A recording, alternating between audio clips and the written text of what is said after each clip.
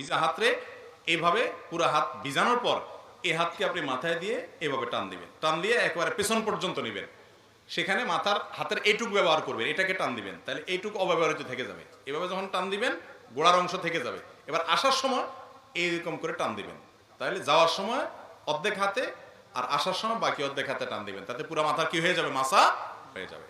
এই মাথা পুরাটা মাসে করাটাই হলো সুন্নাহ। পুরো মাথা মাসে করলেন, এরপরে ভিজা আঙ্গুল দিয়ে কি করবেন, কান মাসা করবেন।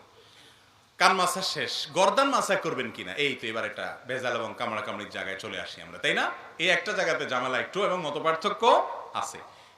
গর্দান মাসে করা সম্পর্কে বেশ কয়েকটা বর্ণনা পাওয়া যায়, কিন্তু সে বর্ণনাগুলোর অবস্থা পর্যালোচনা করলে নিরপেক্ষভাবে আমার কাছে ক্ষুদ্র দৃষ্টিতে ওলামায়ে কেরামের তাহকিকগুলো দেখার পর আমার কাছে যেটা মনে হয়েছে সেটা হলো যে গর্দান মাসে করাটা আসলে হাদিস দ্বারা সুন্নাহ দ্বারা সাব্যস্ত নয়। এটা সাব্যস্ত হওয়ার মতো, এটাকে সুন্নাত বলার মতো, মুস্তাহাব বলার মতো এই পর্যায়ের হাদিসগুলো না।